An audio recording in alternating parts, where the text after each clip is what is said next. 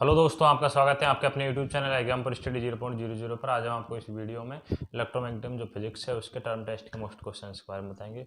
इस वीडियो में हम आपको यूनिट नंबर फर्स्ट के टर्म टेस्ट के मोस्ट क्वेश्चंस के बारे में बताएंगे। यदि किसी सेक्शन में कोई अदर यूनिट आती है तो आप कमेंट में करके बताएं, जिससे हम उस यूनिट के क्वेश्चन आपको करा देंगे। लगभग सभी सेक्शन में यूनिट नंबर फर्स्ट ही आती है। अगर किसी सेक्शन में कोई और भी यूनिट आ जाती है तो आप बता देना कमेंट में, हम उसके मोस्ट क्वेश्चंस करा देंगे। तो देखिए, हम आपको इस वीडियो में 3-4 मोस्ट क्वेश्चंस के बारे में बताएंगे, जिनमें से आपको एक या जो 2 भी क्वेश्चन आता है वो पक्का मिल जाएगा, ये आप लाइव रखना। देखिए फर्स्ट क्वेश्चन क्या है, अदिश क्षेत्र की प्रवणता ज्ञात कीजिए।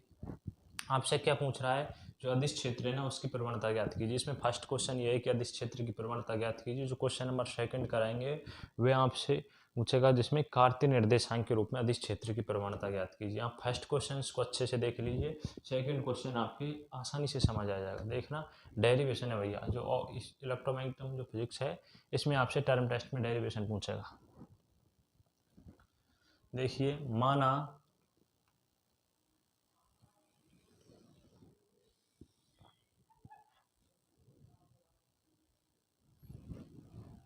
ओ एक्स अक्ष और वाई अक्ष, देखना,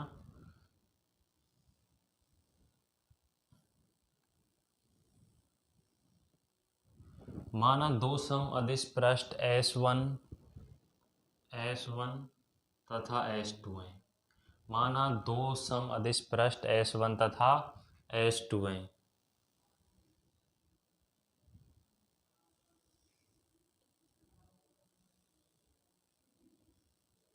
P Q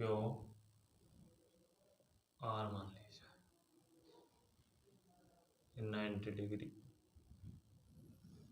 R vector R plus delta O. आपको थ्योरी में किस प्रकार लिखना है, माना दो समअदिश पृष्ठ, आप थ्योरी में बोल रहा हूँ आप लिख लेना।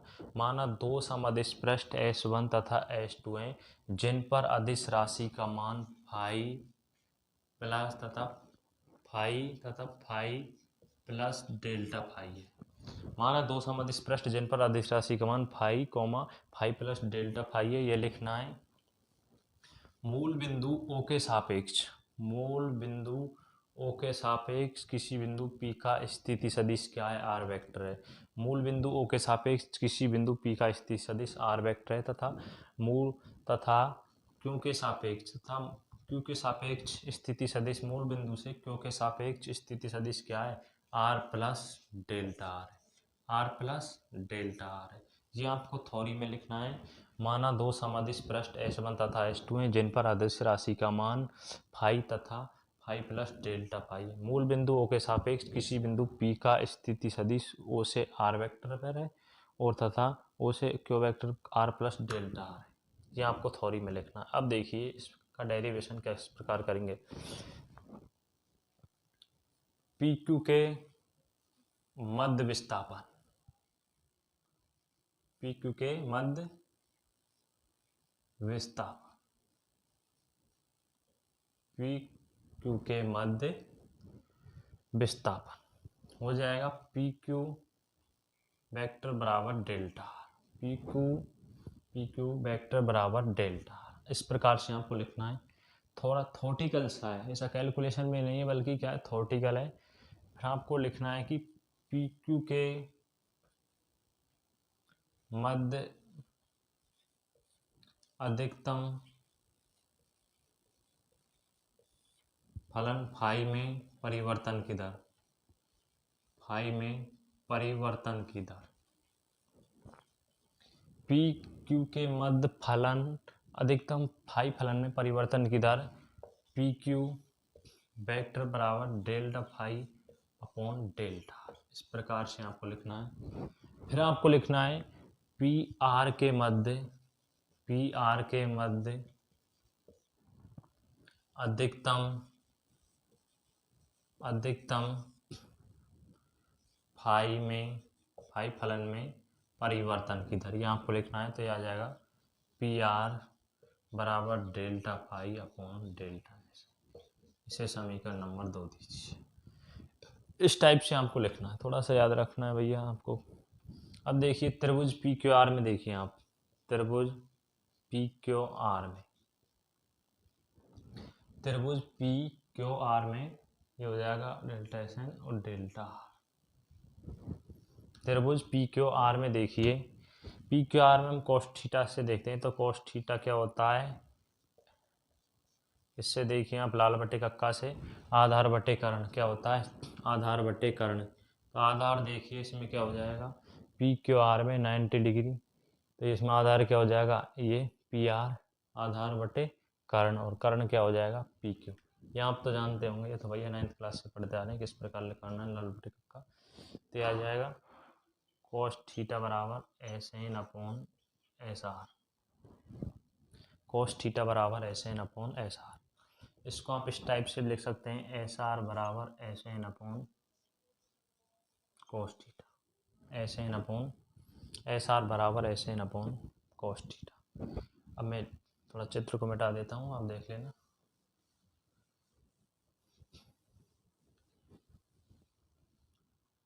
फिर आपको लिखना है कि पी क्यू की दिशा में परिवर्तन किधर,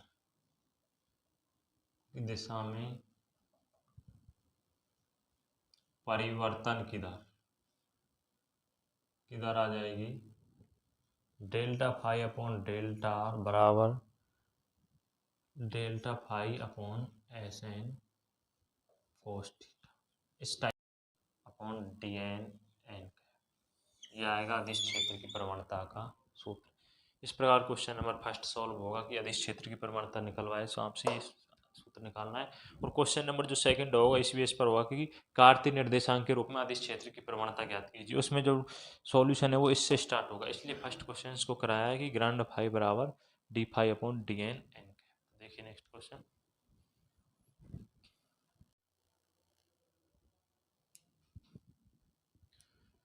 देखिए क्वेश्चन नंबर सेकंड, कार्तीय निर्देशांक के रूप में अदिश क्षेत्र की प्रवणता ज्ञात कीजिए। बहुत ही मोस्ट इंपॉर्टेंट क्वेश्चन है भैया, कार्तीय निर्देशांक के रूप में अदिश क्षेत्र की प्रवणता पूछ रहा है आपसे। इससे जो कार्तीय निर्देशांक में को रूप में अदिश क्षेत्र की प्रवणता ज्ञात कीजिए, आपने अदिश क्षेत्र की प्रवणता का फॉर्मूला पढ़ा होगा, ग्रांड फाई बराबर D phi upon D N N cap. तो आप देखिए एक बार देखिए, यहाँ पे एक निर्देशांक की कल्पना कर लेते हैं,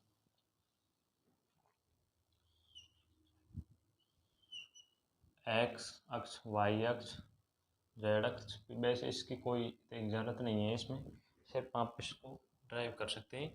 तो कार्तीय निर्देशांक के रूप में अदिश क्षेत्र की प्रवणता ज्ञात करनी है, तो आपने देखिए फॉर्मूला पढ़ा होगा अदिश क्षेत्र की प्रवणता का,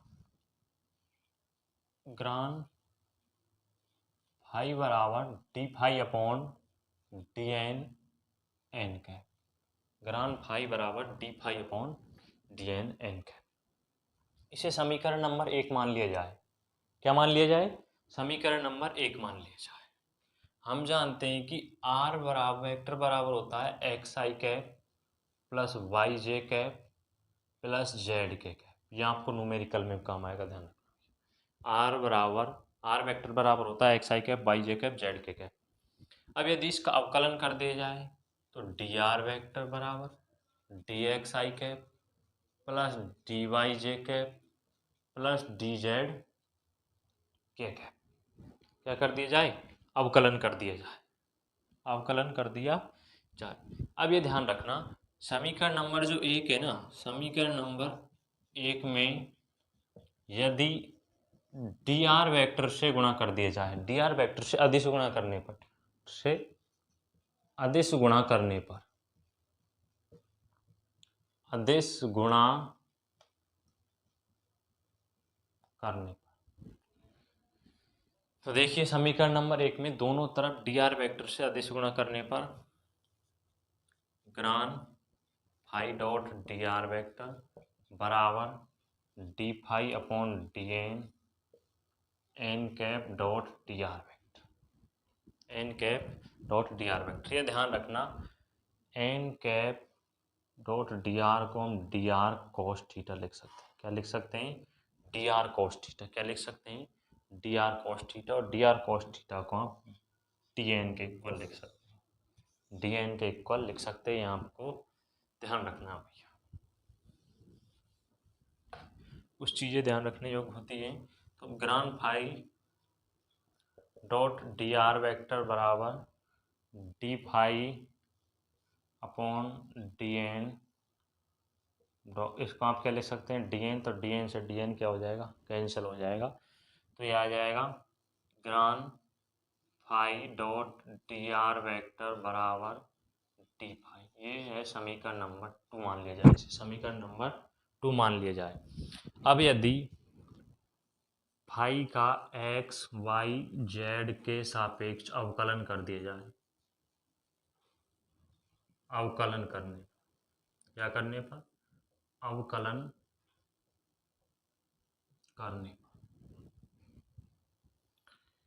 फाई का एक्स वाई जेड के सापेक्ष अवकलन करने पर तो ये हो जाएगा डी फाई बराबर D phi del phi upon del X. इस प्रकार आप अवकलन लिख सकते हैं। इस टाइप से लिखना है आपको, del X plus del phi upon del Y plus del phi upon del Z del. ये हमने क्या लिखा है, अब देखना आप आगे यहाँ तक आपको दिख रहा होगा, आप इसका स्क्रीनशॉट ले लीजिए भैया, स्क्रीनशॉट ले लीजिए, या मैं इधर करा देता हूँ।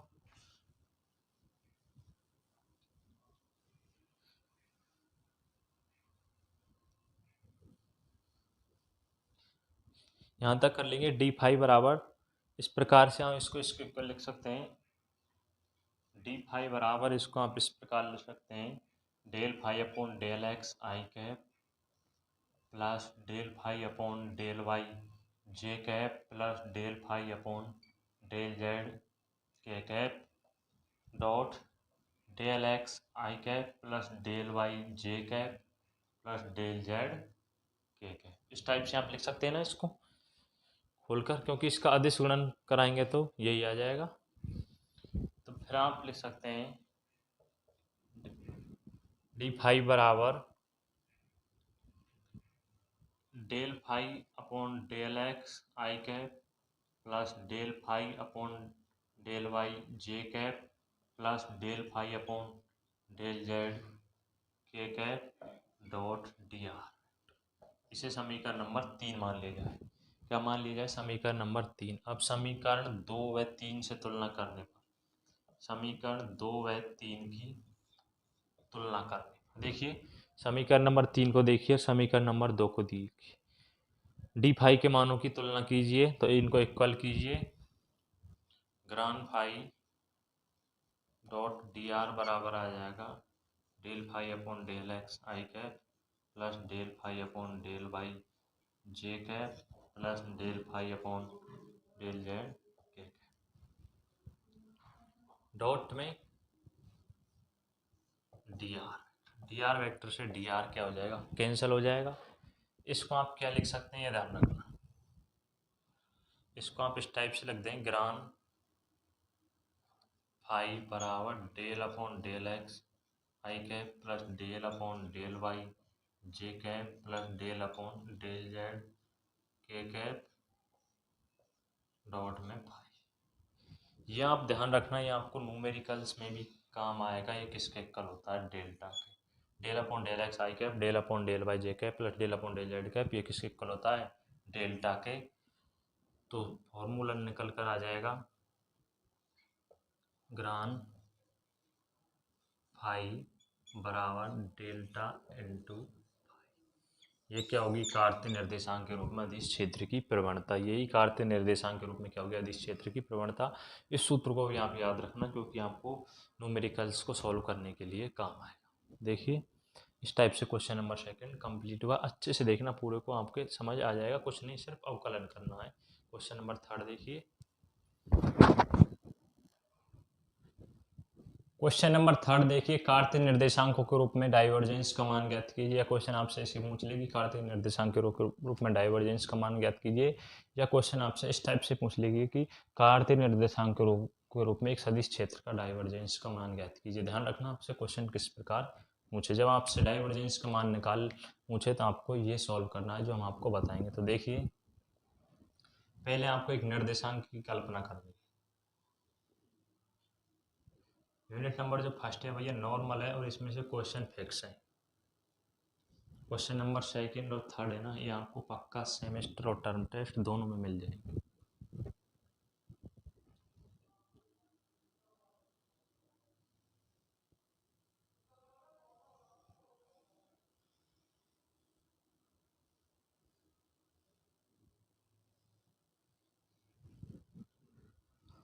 एक्स अक्ष, वाई अक्ष, जेड अक्ष, ओ पी क्यू आर, इसको के एल एम और एन पृष्ठ, के एल एम एन पृष्ठ।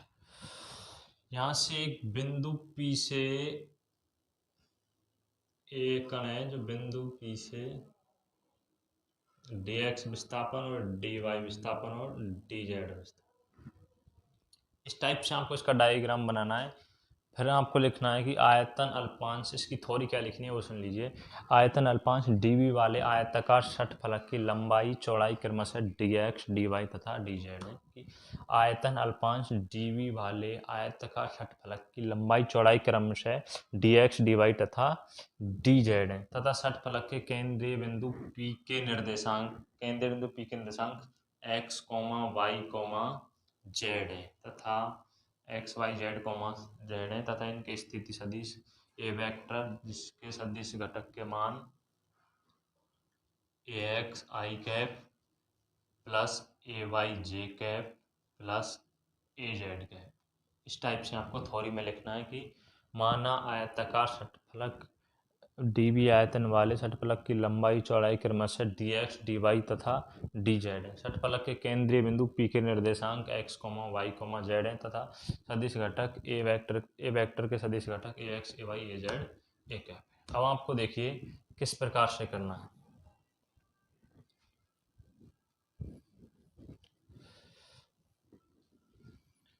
बिंदु P से dx/2 दूरी पर स्थित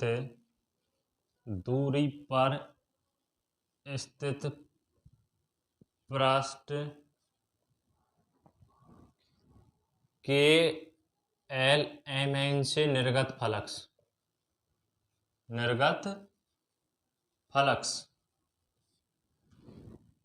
पृष्ठ के एल एम एन से निर्गत फलक्स बिंदु P से dx/2 दूरी पर स्थित पृष्ठ के एल एन से निर्गत फलक्स आ जाएगा ax plus del X upon del X Y upon 2,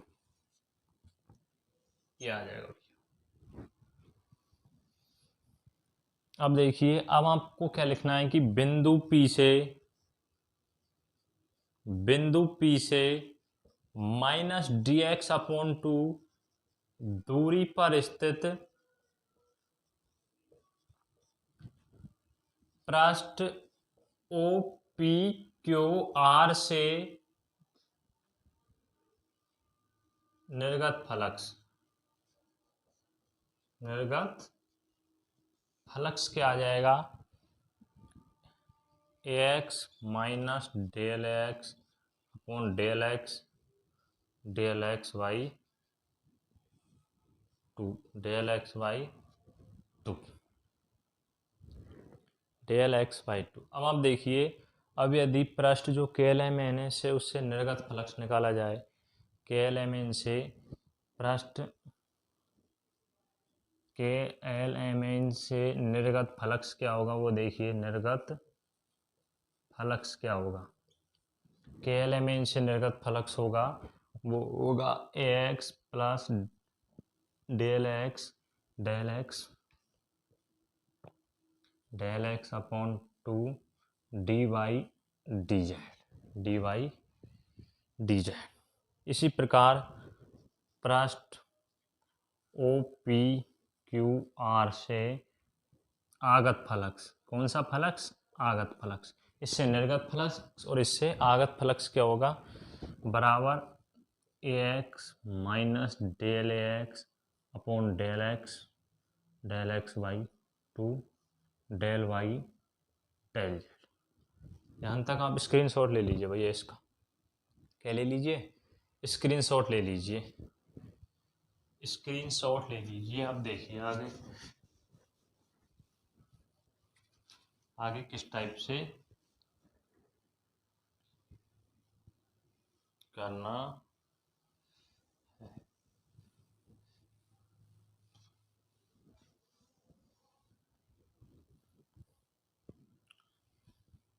अब यदि षटफलक षटफलक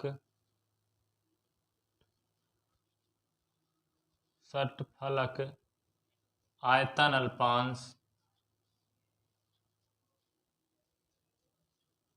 x के अनुदिश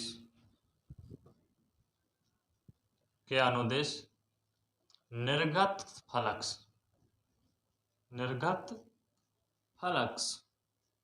x के अनुदिश निर्गत फलक्स निकाल लेंगे तो उसी प्रकार हम y और z x के अनुसार मान सकते हैं। तो देखिए x के अनुदिश किस प्रकार निकालेंगे, ax प्लस डेल एक्स, इसमें से निर्गत फलक्स में से आगत फलक्स को क्या करना है, माइनस करना है।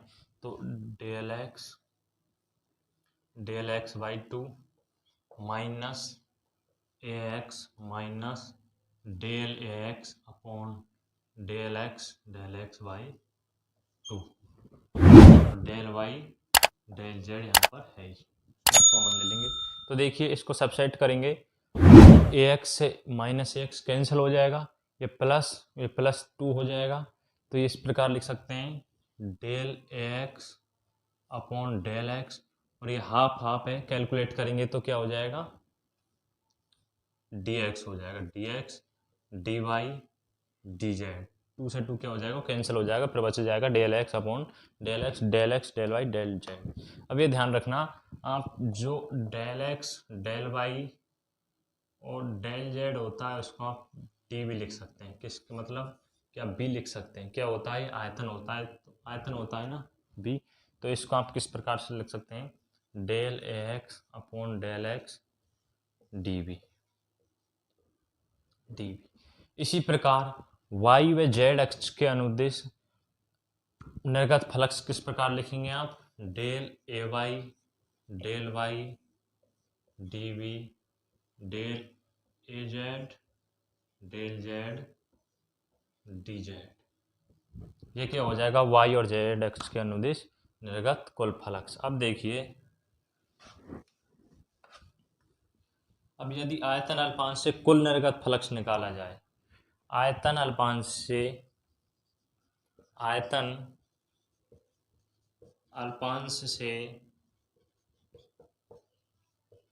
निर्गत कुल फलक्स क्या होगा वो देखिए। इन तीनों को क्या कर देंगे, कैलकुलेट कर देंगे। Integration A vector dot D A बराबर कैलकुलेट कीजिए, del A X plus del X plus del A Y plus del A Z upon del Z D B. ध्यान रखिए।